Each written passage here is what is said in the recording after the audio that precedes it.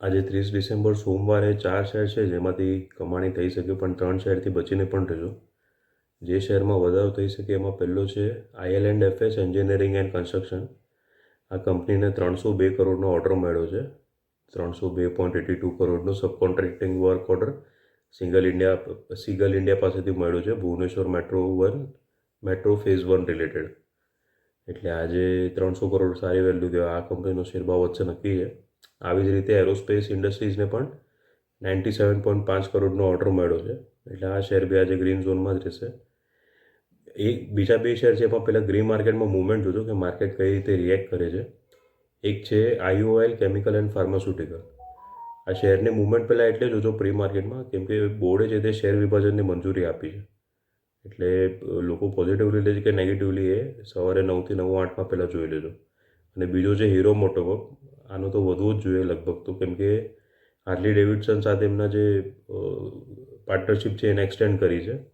હવે જે Harley ડેવિડસનનું model છે X440 એનું નવું વેરિયન્ટ બી લોન્ચ કરશે અને હજી એક મોટરસાઇકલને ડેવલપ અને મેન્યુફેક્ચરિંગ કરશે એવું હીરો મોટોકોર્પે સ્ટેટમેન્ટ આપ્યું છે.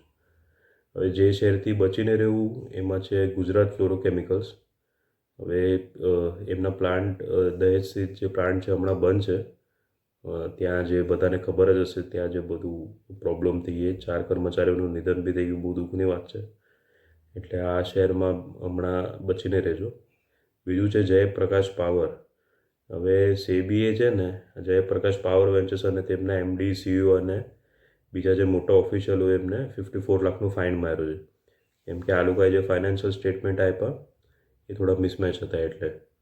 અને ત્રીજો શેર ઓલા ઇલેક્ટ્રિક. આનાથી તો બચીને જ રહેવાનું, ઓલા ઇલેક્ટ્રિક મોબિલિટીથી. હવે નવા અપડેટ છે કે કંપનીના ચીફ માર્કેટિંગ ઓફિસર અને કંપનીના chief technology and product officer આ બંને રાજીનામા આપી દીધા છે.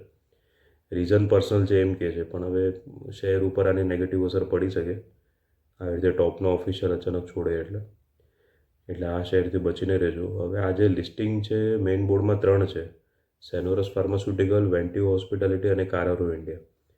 એટલે આ 3માં બી આજે ધમાલ રહેશે. શેર વોલ્યુમ સારું એવું રહેશે, ટ્રેડિંગ વોલ્યુમ.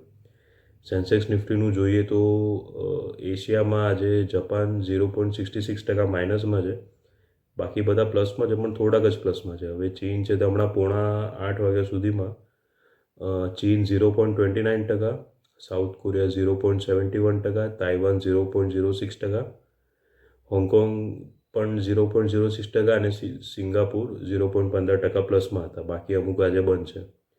આપણું ગિફ્ટ નિફ્ટી પણ 0.15% પ્લસમાં ટ્રેડ થઈ રહ્યો હતો. એટલે આના પરથી તો એવા સંકેત છે કે સેન્સેક્સ નિફ્ટી થોડાક પ્લસમાં ઓપન થશે.